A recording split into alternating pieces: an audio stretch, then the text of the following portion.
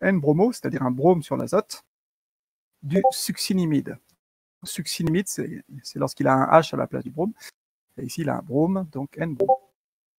Donc si on regarde cette molécule, elle est conjuguée, doublet non liant, sigma pi, donc elle est conjuguée ici, elle est conjuguée aussi avec le O. Donc il y a une conjugaison qui s'étend sur 5 atomes, les 2 carbones, 2 oxygènes, 1 azote. Et du coup, l'azote a un caractère delta+.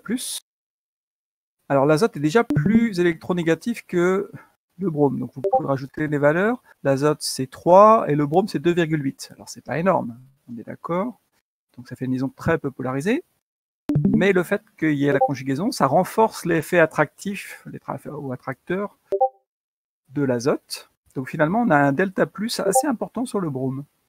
Donc un brome électrophile. Alors qu'il a des doublets, on pourrait dire ah, il est nucléophile. Non, pas du tout. Il est delta plus, il est pauvre en électrons, électrophile. Alors une fois qu'on a compris ceci, qu'on sait qu'un alcène est un nucléophile, le nucléophile attaque le brome. Du coup, ça fait casser la liaison brome-azote. Et en retour, le brome attaque l'autre carbone avec un de ses doublets. Donc on peut dire qu'en fait, il est à la fois électrophile, le brome, et à la fois nucléophile pour se défendre, pour attaquer en retour. Donc en fait, il est en quelque sorte, on va pas dire ambidextre, mais quelque chose comme ça. Il a une nature duale. Et donc on forme un intermédiaire, ponté bromonium. Alors, je vous ai fait ça sur un cycle pour vous montrer comment on dessine un bromonium sur un cycle. On laisse le cycle dans le plan, c'est plus simple, et on met le bromonium avec le brome vers le dessus ou vers l'arrière, vers l'avant ou vers l'arrière. Donc là, j'ai mis le brome vers l'arrière. Et du coup, les substituants, le CH3 qui est ici et l'hydrogène que je n'avais pas dessiné, sont tous les deux vers l'arrière. Mais il y a aussi le bromonium avec le brome qui est arrivé par derrière, donc par dessous, à 50-50, puisqu'il y a autant de chances que le bromonium se fasse par-dessus que par-dessous. Donc j'en dessine qu'un pour le mécanisme. Alors le solvant, c'est un solvant qui contient de l'eau et du DMSO. L'eau est un solvant polaire protique. Le DMSO est un solvant apolaire protique. Polaire aprotique, excusez-moi. Donc polaire parce que la liaison SO est très polaire. Delta plus sur le soufre, delta moins sur l'oxygène, donc solvant polaire. Polaire et aprotique. Donc le fait qu'on ait un solvant polaire, ça doit permettre sans doute de stabiliser cet ion ponté bromonium. Les cations, les anions aiment bien les solvants polaires, ça les stabilise. Ensuite, une fois qu'on a formé le bromonium, on a vu hier, la liaison carbone-brome est polarisée. Donc le Br, en fait, il a une charge formelle, plus, mais la charge réelle est sur les carbones, parce que le carbone est moins électronégatif. Donc on a deux sites électrophiles, qui ne sont pas équivalents, parce que là, il y a un CH3 et l'autre, il y a un H. On regarde dans le milieu, il y a quoi comme nucléophile? Il y a celui-là. Alors on pourrait se dire, il y a celui-là aussi, avec son azote qui a deux doublets. Oui, mais celui-là, les doublets, ils sont engagés dans la conjugaison. Il y en a un, en fait, qui est engagé dans la conjugaison. Et donc, il n'est pas très disponible. Donc, celui-là, en fait, il n'est pas très nucléophile. C'est un mauvais nucléophile. Et l'eau est un meilleur nucléophile. Donc, quand je dis bon nucléophile, c'est par comparaison avec l'autre, qu'on appelle le comment est-ce qu'on va appeler ça? Succinimidate, un truc comme ça. Je sais pas trop. Oui, ça pourrait être ça. Alors, H2O attaque en haut ou en bas? Le néophyte dit bon, un CH3 c'est plus gros qu'un H. Le CH3 va gêner l'approche de H2O. Donc H2O attaque en bas? Eh ben non. H2O attaque majoritairement sur le carbone du haut, le carbone le plus substitué, qui se trouve être le plus encombré. Donc visiblement, ce n'est pas un problème d'encombrement stérique. On justifiera après. Si vous ne savez pas, bah, vous mettez les deux attaques possibles. Donc ça attaque soit en haut, soit en bas, à 180 degrés par rapport à la liaison carbone-brome qui va se casser. Donc comme le brome est en avant, H2O doit attaquer nécessairement par l'arrière de la molécule. Donc H2O est arrivé par l'arrière. Et du coup, le CH3, qu'est-ce qu'il a fait? Il est obligé de basculer. Si H2O arrive par l'arrière, le CH3 bascule, passe dans le plan, puis passe devant. Donc vous avez ce qu'on appelle une inversion de configuration sur ce carbone. Inversion des substituants.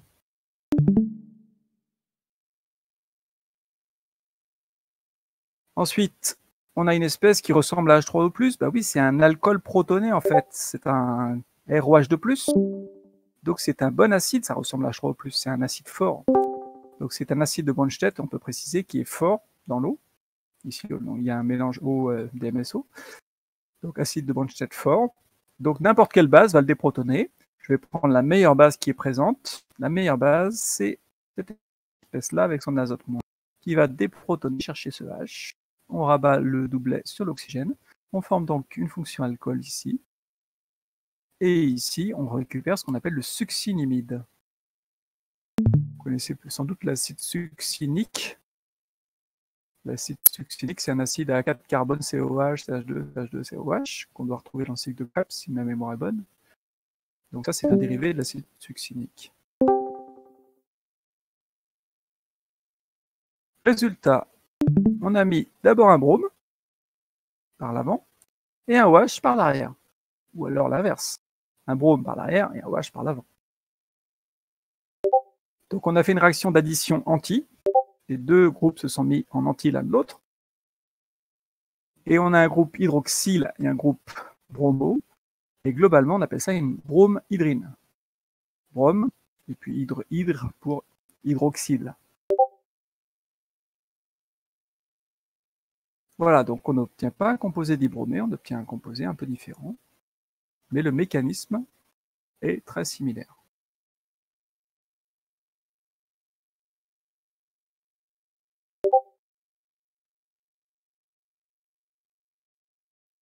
Pas de problème?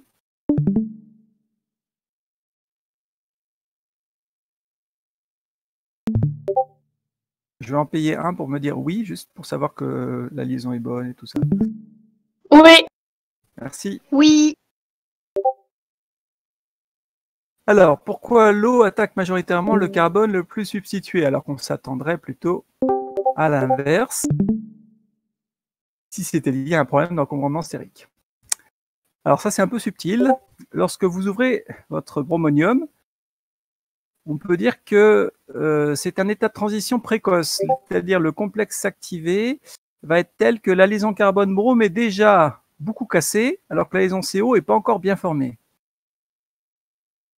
Alors pourquoi? Ça, c'est parce qu'on est dans un milieu polaire, donc les milieux polaires favorisent la cassure des liaisons polarisées, donc la liaison carbone-brome est polarisée. Et en plus, ça stabilise les cations et les anions. Donc, le fait qu'on soit en milieu polaire, ça doit favoriser la rupture de cette liaison. Et du coup, ça ressemble presque à un carbocation, en fait, à un moment. Et le carbocation, on sait qu'il est d'autant plus stable qu'il est plus substitué. Donc s'il se forme en haut, ça fait un carbocation, enfin une espèce qui ressemble à un carbocation tertiaire. Vous avez vu, j'ai mis des petits traits discontinus. Ça, c'est des liaisons qui sont en train de se casser et la liaison qui est en train de se former.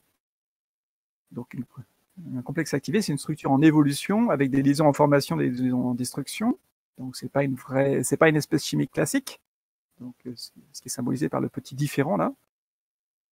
Mais ça ressemble à un carbocation. Et si vous aviez ouvert en bas, ah ben ça ressemblerait à un carbocation secondaire. C'est moins stable. Donc, si c'est moins stable, l'énergie d'activation va être plus grande pour celui-là et plus petite pour celui-là. Si l'énergie d'activation est plus petite, la constante est plus grande, ça va plus vite, c'est majoritaire. Alors ça sera sans doute pas 100-0, hein, ça sera peut-être 80-20 ou 70-30, après il faut faire l'expérience pour le voir. Mais l'eau attaque majoritairement sur le carbone le plus substitué. Donc on dit que la réaction en fait suit la règle de Markovnikov. L'électrophile se met sur le carbone le moins substitué et celui qui arrive en deuxième vient se mettre sur le carbone le plus substitué. Donc le OH en l'occurrence ici.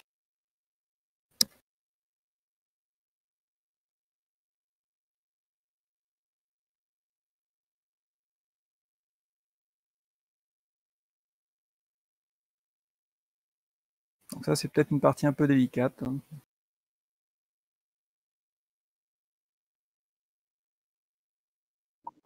Monsieur? Oui. Est-ce qu'il faut savoir refaire ces mécanismes? Est-ce qu'il faut, pardon? Savoir refaire ces mécanismes-là? Alors tous les mécanismes du cours sont à savoir réécrire. On est bien d'accord? Alors, après, il y a deux façons d'apprendre sa chimie organique. soit on apprend par cœur les mécanismes, et ça devient vite horrible, soit on réfléchit à qui est nucléophile, qui est électrophile. Alors évidemment, il faut quand même les écrire un certain nombre de fois pour pas écrire de bêtises n'importe quoi, mais en fait, c'est parfaitement logique, la chimie organique. Et une fois qu'on a compris le principe nucléophile plus électrophile, normalement, on est capable de prévoir un grand nombre de mécanismes. Donc, ce que je vais vous demander, c'est, vous prenez une feuille de brouillon, vous écrivez votre réactif, votre alcène, celui-là, et après, pour fermer votre cours, et vous essayez de le réécrire naturellement, c'est-à-dire en réfléchissant à qui est nucléophile, qui est électrophile. Et il y a un moment où il y a un déclic qui se fait et on s'aperçoit que les mécanismes, c'est quasiment pas à apprendre. Alors, il y a quand même des choses à apprendre en chimie organique. Vous allez voir que c'est quand même un domaine de la chimie avec un savoir assez encyclopédique. Et un bon chimiste organicien, il doit avoir en tête un nombre de réactions assez impressionnant. Donc, oui, il y a quand même un travail de mémorisation. Mais si vous faites que un travail de mémorisation, ça ne marchera pas. Voilà, c'est un peu ça la philosophie de la chimie organique. Ça doit être un jeu. Quand vous arrivez à jouer, ça devient sympa. Mais pour savoir jouer, il faut bien connaître les règles et bien connaître les réactifs. Donc ça nécessite d'abord quand même un bon travail d'apprentissage.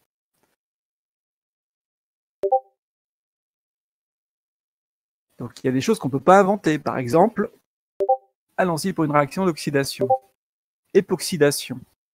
Une époxydation se fait en utilisant comme oxydant un peracide carboxylique. Ça, vous ne pouvez pas l'inventer si vous ne savez pas ce que c'est. Donc un peracide, ça ressemble à un acide carboxylique, mais il y a un oxygène en plus. D'accord? D'où le nom peracide. Per veut dire deux. Donc en fait, deux oxygènes. Donc on utilise souvent le MCPBA pour métachloroperbenzoïque acide. Benzoïque parce qu'il a un benzène. Benzoïque acide, ça serait RCO2H, et puis perbenzoïque, RCO3H. Et méta veut dire que sur le carbone 3, il y a un chlore. Donc, je vous rappelle les positions ortho sur le carbone 2, méta sur le carbone 3, para sur le carbone 4. On avait vu, on a fait un peu de nomenclature. Donc on utilise beaucoup celui-là en chimie organique, mais il y en a d'autres. Et lorsqu'on écrit les formes mésomères, on s'aperçoit qu'il y a une forme mésomère ici avec un oxygène plus, on va se dire « Ah, mais cet oxygène, il est peut-être électrophile. » Eh ben non, c'est le voisin en fait. Ça, c'est vicieux. L'oxygène plus tire sur la densité électronique du voisin, et du coup, c'est celui-là qui est appauvri en électrons. Donc un oxygène électrophile ici. Donc ce composé, en fait, se comporte comme un donneur d'oxygène. L'alcène nucléophile attaque et vient chercher cet oxygène électrophile, et on forme une liaison CO, et en fait, on en forme deux en même temps. Donc on fait un cycle à 3, qu'on appelle un époxyde. Donc évidemment, tout ça, vous ne pouvez pas l'inventer, il faut l'apprendre. L'oxygène étant partie de celui-là, logiquement, on obtient un acide carboxylique comme sous-produit. Et regardez, les CH3, ils étaient du même côté, ils étaient en 6 dans la doublon, ils restent du même côté, ils restent en 6 dans le cycle. Donc on conserve la configuration de la doublon.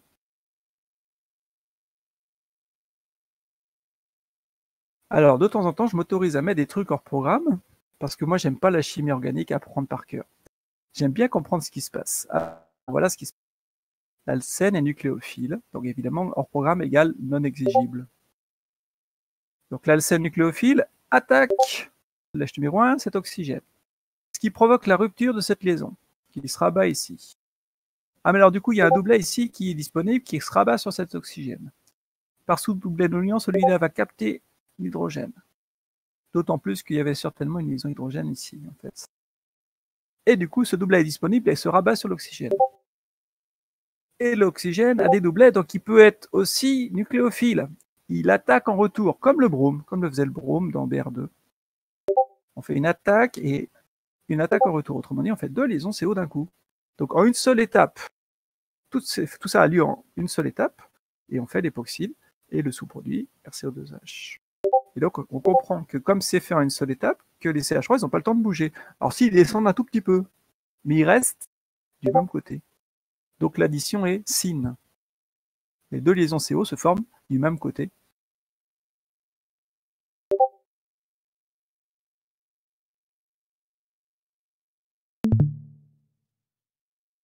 En fait, ça se fait aussi en dessous. Donc, il faut toujours prévoir l'époxy du dessus et l'époxy du dessous. Sauf qu'ici, si vous regardez bien, en fait, cette molécule a un plan de symétrie. Et en fait, celle-ci et celle-ci, bah, c'est la même. Tournez-la dans l'espace et vous verrez que c'est la même. Il suffit de faire une rotation de 180 degrés autour d'un axe qui est perpendiculaire à la feuille. Je ne sais pas si vous voyez. Vous mettez votre doigt sur l'écran et vous faites une rotation de 180 degrés. Les deux CH3 en avant, hop, vont rester les CH3 en avant, mais l'oxygène du haut va passer en bas. D'accord? Une rotation autour de votre doigt à 180 degrés.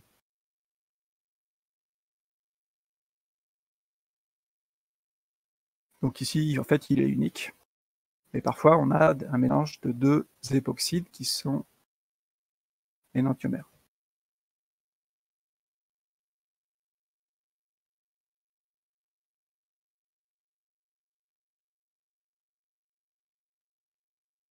Alors, les époxydes, ce sont des structures assez instables qu'on va ensuite engager dans d'autres réactions. Donc, pourquoi c'est instable? Parce que c'est un cycle à 3 et qu'on a vu qu'un cycle à 3 était un cycle tendu qui s'ouvre facilement. Donc, cet époxyde va s'ouvrir. Alors, en présence de quoi? Regardez cet époxyde, regardez sa réactivité. Le carbone est delta+, bah oui, parce qu'il est lié à l'oxygène qui est delta-. L'oxygène est plus électronégatif que le carbone. Donc, on a un carbone électrophile. Et puis, du coup, l'autre aussi. Donc, cette espèce va s'ouvrir si on met dans le milieu un nucléophile. Par exemple, HO-, H2O. Donc ici, on va mettre justement H2O en présence d'HO-, autrement dit, faire une hydrolyse basique.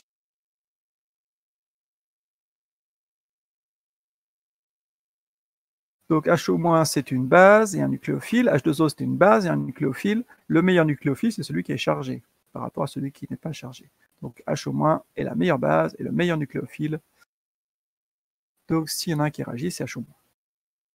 Allons-y, HO- nucléophile attaque le carbone delta+. Je fais une 5e liaison, c'est pas possible, il faut en casser une, je casse la plus fragile, celle qui est déjà polarisée, delta+, delta-. Je n'ai pas remis le delta- ici, hein, mais... Donc HO- attaque, et on casse une liaison, on forme une 5e, on en recasse une, c'est bon, on va rester à 4. Avec le principe, si on casse une liaison, il faut l'attaquer, il faut en former une à 180 degrés par rapport à celle qu'on casse, en anti. Donc attaque nucléophile, addition nucléophile, en anti. Le cycle s'ouvre, ça c'est très bien, c'est favorable, ça se fait bien d'ouvrir un cycle à 3, et on obtient cet intermédiaire réactionnel. Avec HO qui est arrivé par la gauche, et O- qui est libéré à droite. Les substituants qui étaient vers le bas, H et CH3, vous voyez, sont passés en haut. Et bah oui, ils ont été obligés de monter un petit peu pour que le carbone reste tétraédrique, parce que si vous laissez OH vers le bas et puis H et CH3 vers le bas, bah, ça ne fait pas un tétraèdre. Donc les substituants basculent lors de l'attaque de HO-. Et ils basculent vers le haut, tous les deux vers le haut.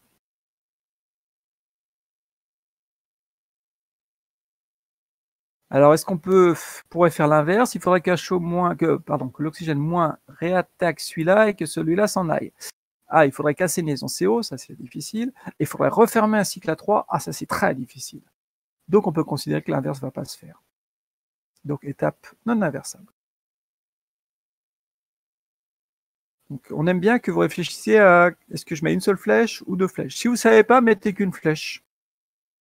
Si vous pensez que ça se fait dans l'autre sens, mettez une deuxième flèche. Et si vous êtes sûr que le retour ne se fait pas, bah, mettez une deuxième flèche barrée comme ça, pour montrer que vous avez réfléchi au fait que ce n'est pas possible. Mais ce qu'il faut éviter, c'est de mettre deux flèches partout. Ça, on n'aime pas du tout, parce que ça veut dire que vous n'avez pas réfléchi si l'inverse était possible ou pas. Donc, par défaut, mettez plutôt qu'une flèche. Ok, on libère cet intermédiaire. Ça ressemble à quoi? Ça ressemble à HO-. Donc c'est une base. HO- c'est une base forte. Bah, ça doit être une base forte. Bah oui, c'est un alcoolate. Un alcoolate est une base forte. C'est-à-dire qu'elle n'existe pas dans l'eau. Donc ici, si on la forme, eh ben, aussitôt, elle est détruite. Elle se protonne avec l'eau. Réaction acido-basique, rapide. Et une seule flèche parce que c'est une base forte. Donc dans l'eau, elle n'existe pas. Autrement dit, elle est détruite totalement. Donc réaction totale, une seule flèche. On libère H-. Ah, c'est le catalyseur puisqu'on le régénère. Donc H- est le catalyseur de cette réaction. Et on forme un composé avec deux fonctions alcool qu'on appelle un diol vicinal voisin ou 1,2-diol. Et puis ensuite, regardez, je le dessine dans cette conformation-là, mais ensuite, ça c'est une liaison CC, ça tourne. Donc ensuite, ça peut changer de conformation. Hein. Donc ça, c'est pas figé, cette molécule. Je l'ai photographié avec les DOH de part et d'autre, mais après, ça tourne. On est bien d'accord?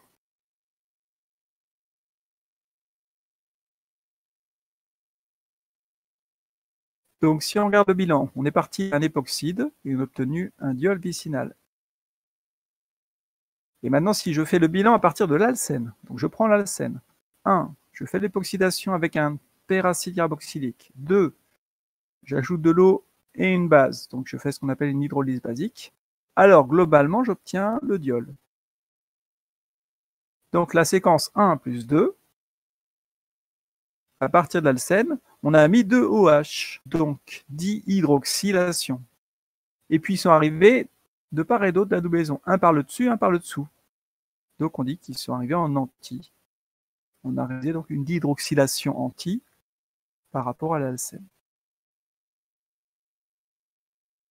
Vous pourrez vérifier ici que les configurations sont bien RR. Vous classez les substituants, l'oxygène 1, les carbones sont 2 et 3 et le H est 4. Alors le 2 et 3 c'est facile, hein. Le carbone qui ne porte que des H va être 3, le carbone qui porte un oxygène va être 2. Donc 1, 2, 3, et le 4 est derrière. Le CIP est donc devant, tourne vers ça tourne vers la droite en allant de 1 vers 2 vers 3. Ce carbone est R. Pareil à droite. Et vous avez le stéréoisomère RR, et en dessous, c'est pas la peine de refaire le travail, puisque si vous regardez, c'est l'image d'un miroir plomb. Donc, l'image de RCS, c'est le SS, obligatoirement. C'est l'énantiomère. Mettez un miroir plan dans un plan qui serait perpendiculaire à la feuille. Ils sont énantiomères. Donc, une fois que vous avez la configuration de l'un, vous avez la configuration de l'autre automatiquement. Donc, vous pouvez dessiner le miroir plan là. Tac.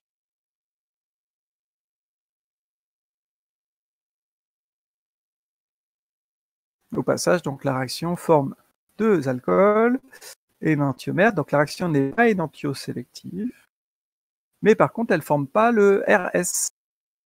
Donc elle forme seulement deux stéréoisomères parmi trois possibles. Seulement trois parce que le RS il est achiral, il est méso. Donc elle forme deux stéréoisomères parmi trois. Elle est stéréosélective, oui, pas énantiosélective, donc elle est diastéréosélective à cause du caractère anti. Vous pouvez rajouter ici. Alors, hop, on va le mettre ici, si j'ai un tout petit peu de place. Ouais. Donc réaction non énantiosélective.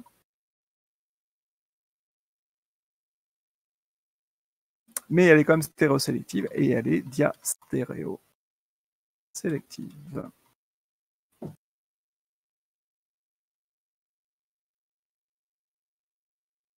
Vous me dites si je vais trop vite.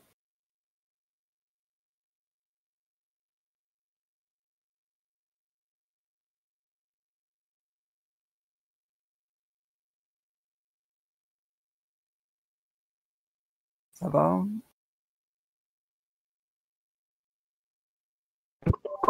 Oui, ça va. Ok.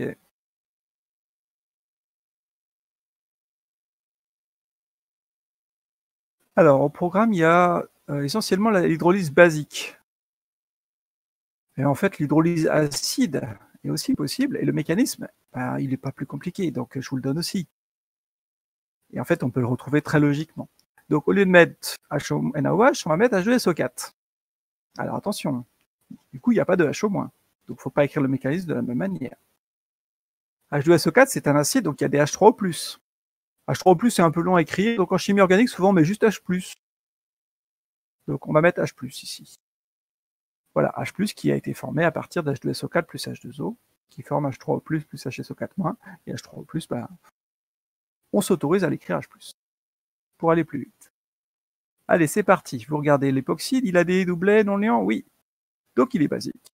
Une base en présence d'H+, se protonne. Tac, l'oxygène se protonne. L'époxyde peut se protonner. Réaction acido-basique, il peut se déprotonner. Donc double flèche.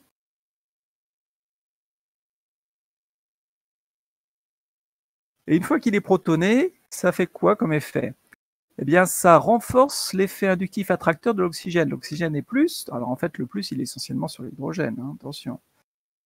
Et sur les voisins carbone. C'est une charge formelle. Mais ça veut dire quand même que ça tire plus sur la liaison CO.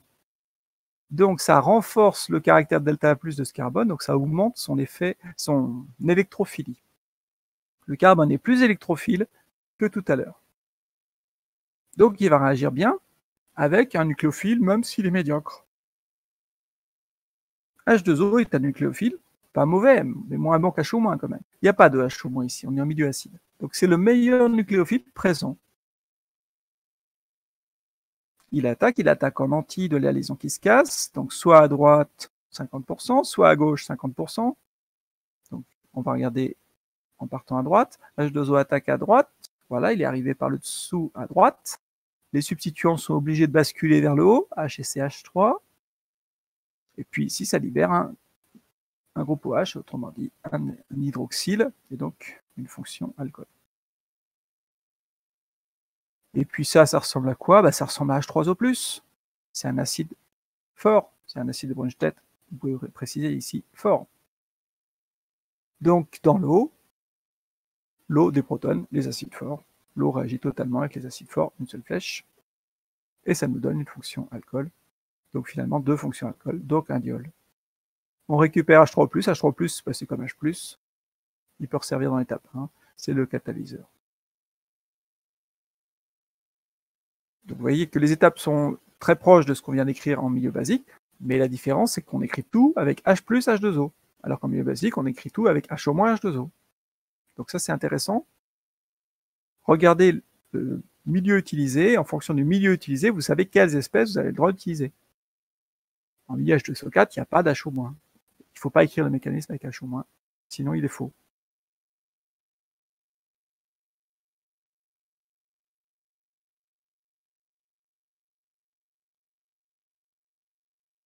Donc si on regarde l'époxyde en milieu aqueux et acide, alors on peut mettre H2SO4 ou on peut mettre juste catalyseur H+, n'importe quel acide convient en fait.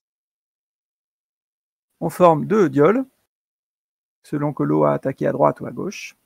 Regardez les configurations, là je vous ai mis 1, 2, 3, 4. Il y a le RR et le SS, deux énantiomères, donc formés en quantité égale en mélange racémique. Puisque ça n'a pas d'activité optique, qu'il est achiral, ça n'a pas d'activité optique, donc à la fin, forcément, l'activité optique est nulle. Donc on a un mélange optiquement inactif par compensation, un mélange racémique de deux énantiomères à 50-50.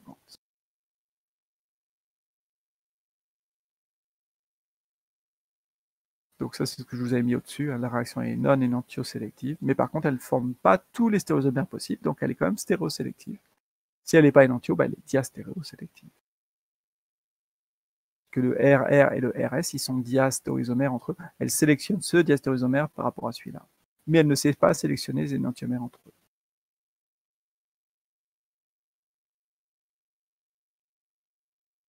J'ai l'impression d'aller très vite, je sais pas, vous me dites.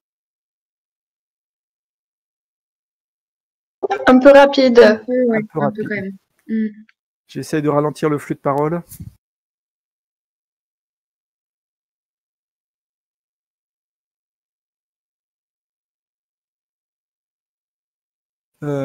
Posez-moi des questions pour me ralentir.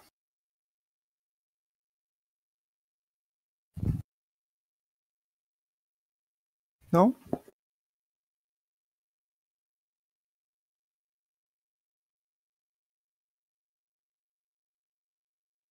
Bon, je vais essayer de ralentir un tout petit peu quand même.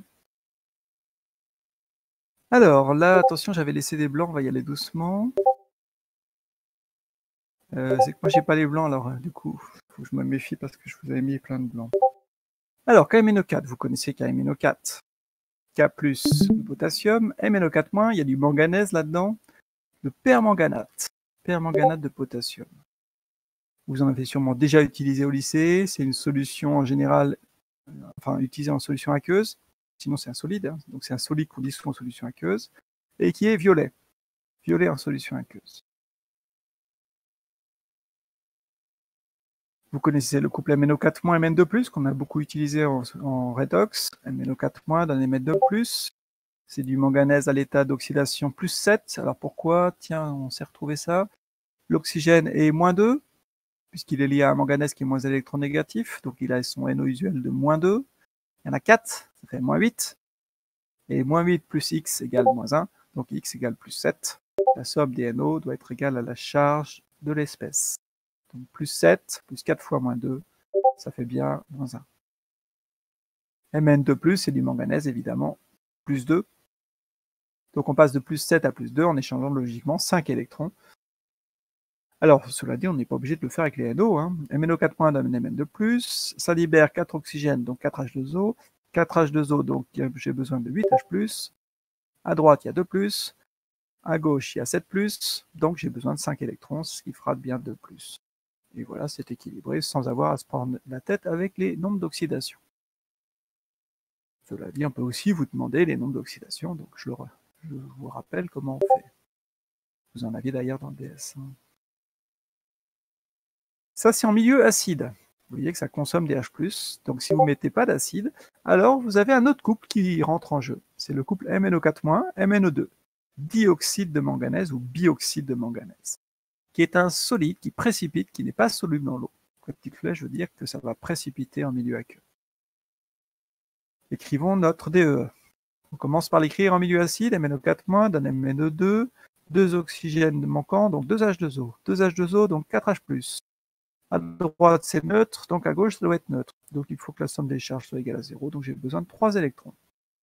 C'est du manganèse 7, c'est du manganèse qui a gagné 3 électrons, donc c'est du manganèse 4.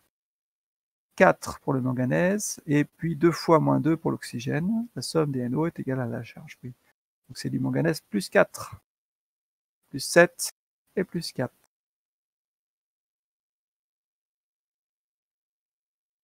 Si on est en milieu neutre à basique, il n'y a pas de H+, donc on va les éliminer. Vous vous rappelez comment on fait? On ajoute la PE. J'ai besoin d'H+, à droite, donc je l'écris sous la forme 4H2O, donc 4H+, plus H4H-, c'est bien la PE, la libération de H+, et H- par l'eau. On ajoute, les H+ s'en vont, et du coup, il y a des H- qui vont apparaître à droite. On simplifie H2O, 2H2O, 4H2O, donc il me reste 2 à gauche. MNO4-, violet, à l'état d'oxydation plus 7. MNO2, précipité marron, nombre d'oxydation plus 4. Et libération d'H-. Donc si la solution était initialement neutre, elle devient automatiquement basique. Et si elle était basique, elle reste basique. Donc ça c'est intéressant. Selon le pH de la solution, c'est pas le même couple. Et là, je vais m'intéresser à ce deuxième couple. Je vais faire une réaction en milieu aqueux neutre.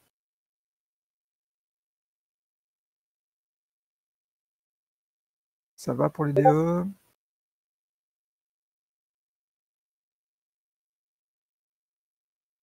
Oui. Ok. Allons-y. L'alcène, plus KMNO4. Alors, on le dilue en solution aqueuse neutre. Pourquoi on prend ces précautions? Parce que si on était en solution concentrée et acide, alors ça oxyde beaucoup plus que ça casse la molécule en petits bouts, et à la fin, vous avez plus grand-chose. Donc KMNO4 est un oxydant puissant, et si vous voulez faire une réaction pas trop violente, il va falloir prendre des précautions. Donc à froid, pas d'acide, et on dilue. Et à ce moment-là, on obtient avec un rendement général assez pitoyable le composé de droite, qui est un diol, et MNO2, qui précipité marron. Donc il faut remarquer qu'il y a 2 OH qui se sont mis tous les deux par le bas, ou tous les deux par le haut, évidemment, puisque un alcène réagit autant par le haut que par le bas. Donc on a branché en quelque sorte deux groupes hydroxyles. Du même côté, on a réalisé une dihydroxylation syn, arrivée de deux groupes hydroxyles du même côté. Et les noms en chimie organique sont très logiques, hein, les noms de réaction. Monsieur, oui. Pourquoi il y a une flèche ou MnO2? Ça veut dire MnO2 précipite. Alors je sais que ça s'utilise plus au lycée, ça. Et je suis un peu vieux jeu et moi j'aimais bien ça. Les flèches vers le bas veut dire solide qui précipite, les flèches vers le haut veut dire gaz qui s'en va. Donc ça veut dire flèche qui précipitée dans le milieu considéré. Donc c'est un précipité marron. Oui.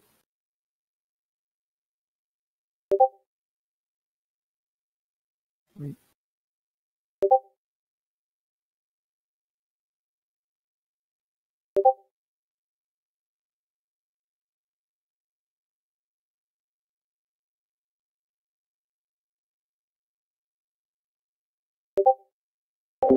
Bah, KMNO4, c'est ton réactif. Tu mets une mol d'alcène, on va voir combien de moles de MnO4 moins, et puis tu obtiens ça, et puis du MnO2 qui est au fond du tube, ou au fond de ton bécher.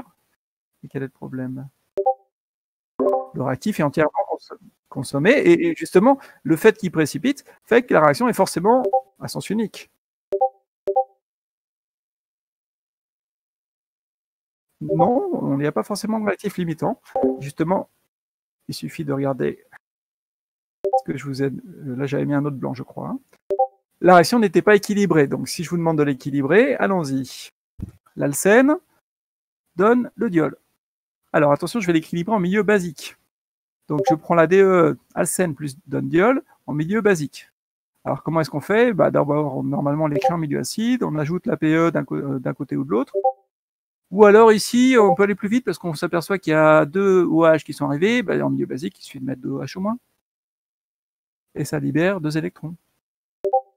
Donc c'est une libération d'électrons, c'est une perte d'électrons, donc une oxydation. Vérifions avec la valence. Un alcène a une valence de 1. Une fonction alcool a une valence de 1. Donc 1 plus 1, 2. La valence augmente d'une unité, c'est une oxydation, avec perte de 2 électrons. D'accord? Donc cette réaction est une oxydation. Avec l'oxydant, bah, c'est MnO4-, évidemment. La première DE échange 2 électrons, la deuxième 3, donc il faut que je prenne le PPCM. Celui qui contient à la fois 2 et 3, bah, c'est 6. Du coup, si je multiplie celui-là par 3, je multiplie celui-là par 2, je fais la somme, les électrons vont s'équilibrer, et j'obtiendrai l'équation bilan. Donc 3 alcène plus 2 MnO4-, plus 4 H2O, donne 3 diols, plus 2 MnO2, plus 2 HO-, avec un nombre d'électrons échangés de 6. Donc la réaction est une réaction consomme 2 MnO4- pour 3 alcènes. Autrement dit, on pourrait l'écrire avec 1 alcène plus 2 tiers de MnO4-. Voilà, pour une mol d'alcène, il faut 2 tiers de mol de MnO4- pour faire une réaction totale.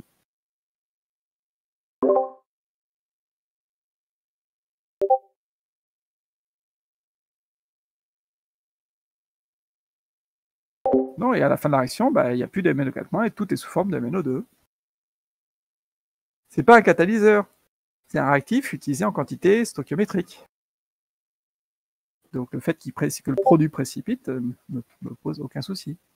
Au contraire, c'est super d'un point de vue expérimental. Vous avez votre réactif, votre produit, diol, qui va rester dans la solution, et votre sous-produit minéral qui va précipiter. Qu'est-ce qu'il vous reste à faire? Une filtration. Vous éliminez le MnO2, et vous avez votre alcool en solution dans le solvant, et ensuite vous enlevez le solvant, et vous avez votre diol. Donc on aime beaucoup les réactions comme ça, où il y a des différences de phase, parce que c'est plus facile à séparer. Hein, vous faites une filtration sur Büchner, vous avez déjà dû faire ça, filtration sur Büchner sous vide. Vous mettez un entonnoir Büchner, en dessous une fiole à vide, vous versez votre préparation sur un papier filtre, alors éventuellement on peut rajouter au-dessus une couche de sélite, c'est-à-dire c'est une argile sur laquelle le MnO2 va rester scotché, le solide va rester dessus, et puis votre produit organique va passer dans la fiole à vide. Et ensuite, vous récupérez le contenu, et puis vous enlevez le solvant.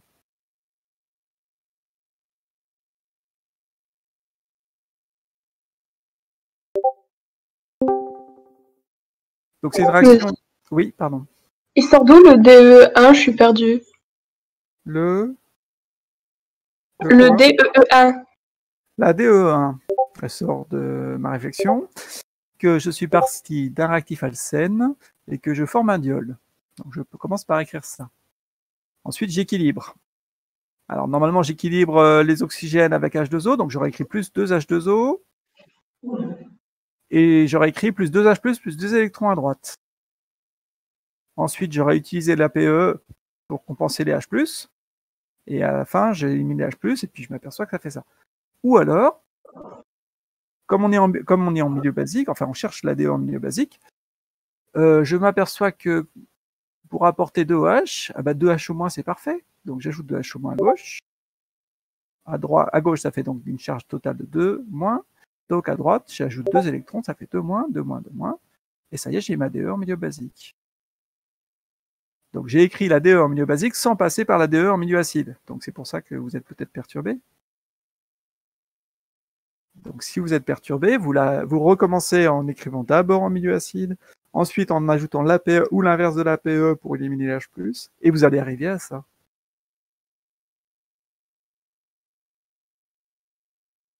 Ça va ou pas? Oui, c'est bon.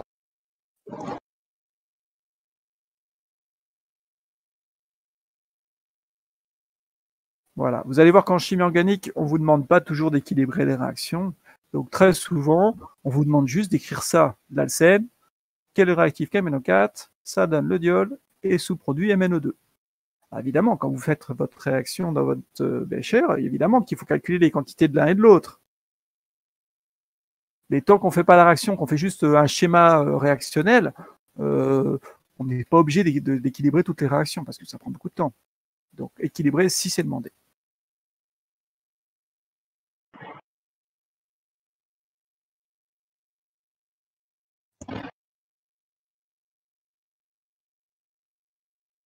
Alors là aussi, je vous ai mis le mécanisme qui est aussi hors programme, donc non exigible, parce que je le trouve sympa. Alors, l'alcène nucléophile voit MnO4- et l'attaque. Et il l'attaque sur l'oxygène. Ah ça c'est étonnant, parce que l'oxygène, il a dédoublé, on pourrait dire une nucléophile. Un doublet se rabat sur le manganèse, autrement dit on réduit le manganèse, et une liaison manganèse-O fait une liaison CO. Et on appelle ça une cycloaddition. 2 plus 3, pourquoi 2 plus 3? Parce qu'il y a 2 atomes ici engagés et 3 ici. Donc cycloaddition 2 plus 3.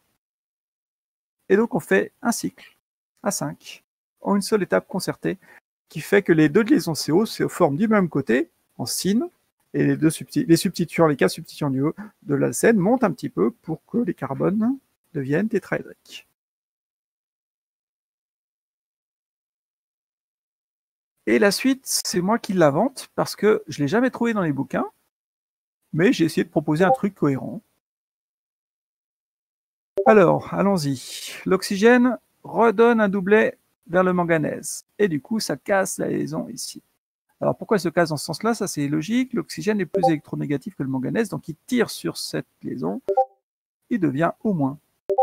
Et on a cassé une liaison oxygène-manganèse. Un O-, c'est une base forte. Donc, dans l'eau, ça se protonne. Et voilà, vous avez fait une fonction alcool à gauche. Un groupe hydroxyle, donc sur un carbone de valence 1, donc une fonction alcool. Donc on appelle ça 2 plus 3, c'est l'hydrolyse de la liaison oxygène-manganèse, c'est-à-dire en faisant intervenir une molécule d'eau, on casse une liaison oxygène-manganèse. On pourrait l'écrire avec des étapes un peu différentes, qui seraient aussi cohérentes. Donc ça, c'est le mécanisme Pelletier, jamais publié encore, inédit. Ensuite, l'autre, il va falloir faire intervenir un H-, H- attaque, ça casse une liaison de manganèse-oxygène. L'oxygène refait une double liaison parce qu'il aime bien faire une double liaison avec le manganèse, ça libère un O-, Et après, c'est comme la première. Un R-, c'est une base forte dans l'eau, ça se protonne. Et voilà, ça y est, vous avez le deuxième groupe hydroxyle. Et puis après, on va rester très discret sur le devenir du manganèse. Pour l'instant, il est sous forme MnO3H. Il devient de façon assez mystérieuse MnO2. Comment? Je ne sais pas trop. Là, franchement, j'en sais rien. Et MnO2, voilà sa structure de Lewis. Elle est un peu bizarre. Bah oui, parce qu'il y a un électron célibataire sur le manganèse. Et du coup, le manganèse a 1, 2, 3, 4, 5, 6, 7. 7 électrons de valence. Ouais, c'est normal. Et donc, il n'a pas de charge. Bon. Donc, ce mécanisme n'explique pas tout, mais je trouve que c'est intéressant de vous expliquer comment les liaisons manganèse-oxygène se cassent progressivement pour libérer des O-, qui, dans l'eau, se protonent, parce qu'un O-, dans l'eau, c'est une base forte, un R-, c'est un alcoolate. Un alcoolate, dans l'eau, se protonne en alcool. Donc ça, vous pouvez rajouter ici, ça c'est un alcoolate, la base conjuguée d'un alcool. Donc, alcoolate. Je vais l'écrire peut-être ici.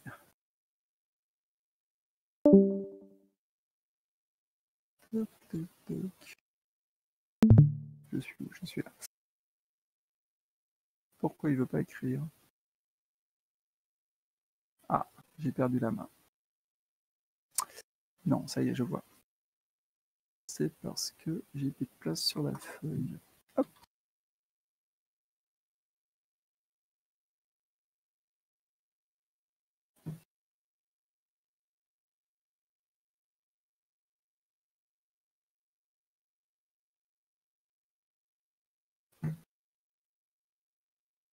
Voilà, donc un alcoolate dans l'eau est une base forte.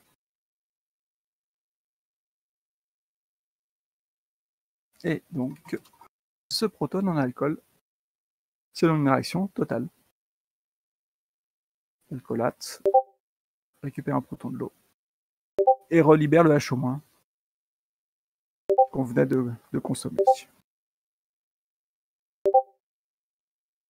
Alors ça, c'est une réaction test que je vous montrerai durant le TP réaction test.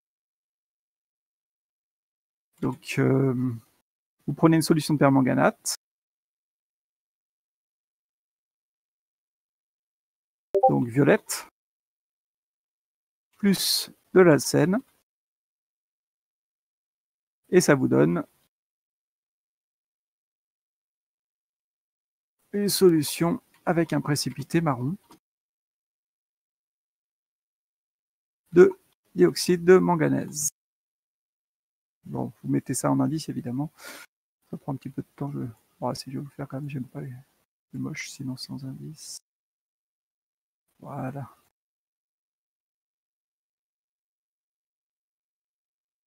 Donc ça permet éventuellement de tester rapidement la présence d'une fonction alcène dans une molécule.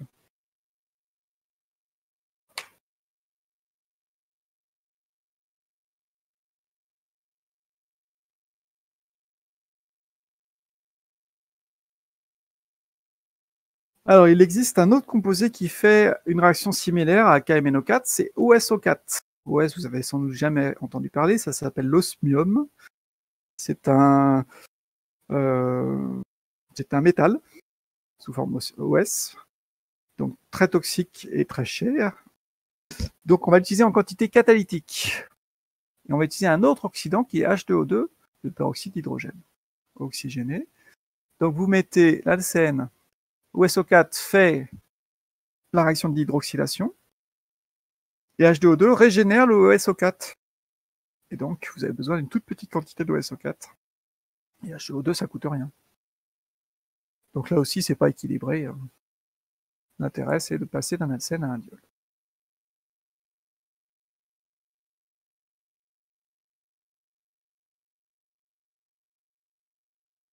Alors, une réaction intéressante, qui est la réaction de Malaprade, qui est la réaction qui utilise comme réactif du périodate de sodium, Na+IO4-, ou éventuellement, vous pouvez le faire la même chose en milieu acide, donc sous forme de HiO4, acide périodique, sans accent, sans accent. Alors, allons-y. On part d'un diol vicinal et en ajoutant ce réactif, on réalise ce qu'on appelle une coupure oxydante, c'est-à-dire on casse la liaison CC et en même temps, le composé de valence 1 ici, l'alcool, devient un composé de valence 2, donc une liaison CO, qu'on appelle un composé carbonylé, qui va être soit un aldéhyde, soit une cétone, on va voir. Donc de manière générale, on va dire une fonction carbonyle. Et puis pareil à droite. Et puis IO4-, lui est réduit et devient IO3-. Donc comment j'ai obtenu cette réaction? En combinant les DEE, donc IO4- devient IO3-, ça libère H2O, donc j'ai besoin de 2H+, donc j'ai besoin de 2 électrons. C'est donc une réduction OX plus N électrons donne RED, donc ça c'est l'oxydant, ça c'est le réducteur. Je fais pareil pour les molécules organiques. Le diol donne 2 composés carbonylés. Les oxygènes, c'est équilibré. Il y a 2 H qui ont disparu, donc sous forme, on va dire, de H+, 2H+, donc 2 électrons. Perte d'électrons, c'est une oxydation. La valence vaut 1, la valence vaut 1, là la valence vaut 2, la valence vaut 2. Donc, si vous réfléchissez 2 secondes, vous aurez vous dire, ah, c'est bizarre, il nous a dit que lorsque la valence augmentait de 1, on perdait 2 électrons. Alors, la valence, elle vaut 1 plus 1, et là, elle vaut 2 plus 2. On passe de 2 à 4, et pourtant, on n'échange que 2 électrons. Ah oui, mais en même temps, on a cassé une liaison CC. Donc, quand on casse une liaison CC, la règle de valence ne marche plus. C'est plus subtil que ça. Donc attention, la règle valence augmente de 1 en perdant 2 électrons n'est valable que lorsque on ne touche pas à la chaîne carbonique. Donc c'est pas une règle absolue.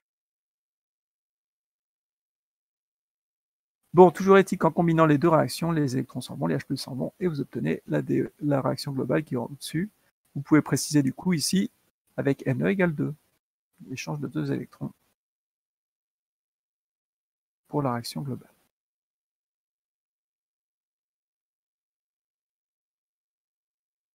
Le mécanisme, là aussi, je suis triste, il n'est pas demandé dans le programme. Je vous le donne parce qu'il est rigolo. Alors, ce qui est intéressant, c'est de voir que NaIO4 n'oxyde que les diols vicinaux. S'il n'y a qu'une fonction alcool, il n'oxyde pas. Donc, il faut, dans le mécanisme, quelque chose qui explique qu'on ait besoin de 2 OH voisins. Sinon, la réaction n'a pas lieu. Donc, c'est pour ça que je vous le donne, pour comprendre pourquoi on a besoin de ces 2 OH. Un OH réagit sur l'iode. Comment? L'oxygène nucléophile attaque l'iode électrophile. Pourquoi électrophile? Parce qu'il est lié à 4 oxygènes, donc il est delta+. On fait une liaison iode-oxygène. On récupère un doublet sur l'oxygène ici, donc un O-. Ce O- est basique, voit ici un proton acide dans la même molécule, donc c'est très simple d'aller chercher ce H acide. Une réaction acido-basique intramoléculaire s'appelle une prototropie. Tropie, ça tourne, un proton qui tourne. Une réaction acido-basique intramoléculaire. Retenez ce terme, prototropie, on l'utilise beaucoup en chimie organique. On forme cet intermédiaire. Rebelote à droite, je ne vous ai pas tout détaillé, ça attaque, puis prototropie, donc il y a 2 étapes, et vous formez cet intermédiaire. Cyclique à 5. Et là, on fait l'opération un peu inverse de la cycloaddition. On peut appeler ça une sorte de cycloélimination. La liaison carbone ici, elle est attirée par ici, parce que l'oxygène est plus électronégatif, donc on casse la liaison CC. Du coup, ça libère un doublet qui s'en va sur l'iode, et du coup, l'oxygène se part de l'iode et fait d'autres liaisons CO. Donc on fait 2 liaisons CO doubles, on casse la CC simple, et en même temps, on réduit l'iode qui donne IO3-. Et du coup, vous comprenez que l'évolution de ce truc-là n'a lieu que si on a bien 2 liaisons CO sur 2 carbones voisins. Donc si on a un diol avec 2 OH voisins. Donc s'ils sont trop loin, ça ne marchera pas. S'il n'y en a qu'un, ça ne marchera pas. Ça marche que s'il y a 2 OH voisins. C'est ça la ruse de ce mécanisme, donc de cette réaction. Monsieur? Oui. J'arrive pas à comprendre pourquoi dans la réaction de Malpraz, on a une coupure oxydante. Donc c'est cette étape-là que vous comprenez peut-être pas.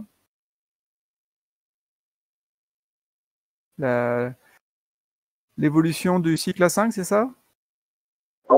Oui. Alors, c'est vrai que c'est pas évident. Ce qui est sûr, c'est que l'oxygène est plus électronégatif que les carbones. Donc la liaison CO est polarisée vers l'oxygène. Elle attire les doublets. Donc c'est ça qui va provoquer la rupture de cette liaison.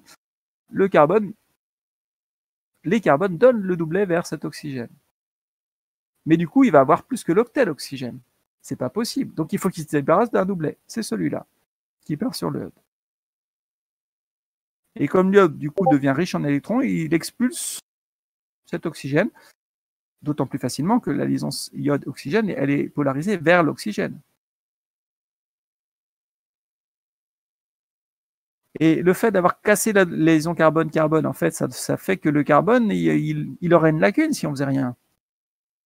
D'accord? Du coup, l'oxygène qui va être riche en électrons rabat son doublet, ce qui évite que le carbone se retrouve avec une lacune. Donc on forme une CO double ici, et on forme une CO double ici. Donc on forme deux composés carbonylés.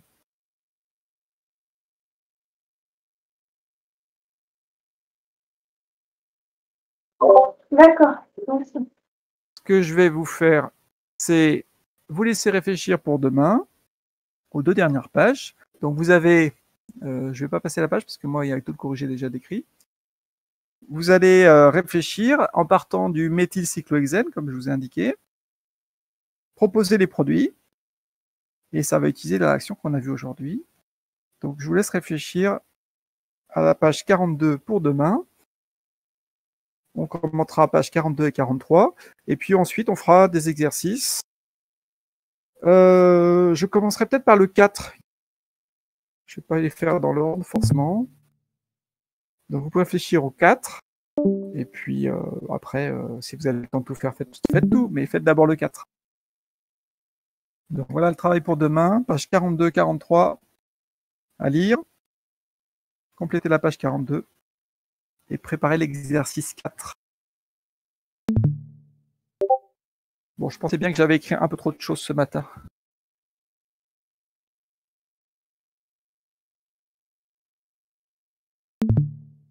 Voilà, je vous remets ça sur Discord.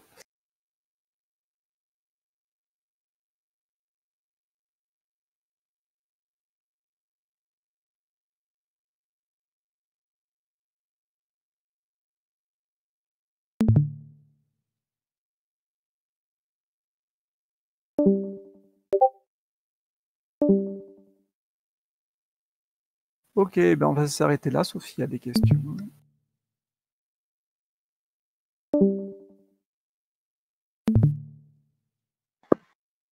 Bonne soirée. Bonne soirée, à Au demain. revoir. Ouais, à demain. Bonne journée. Au revoir, bonne soirée.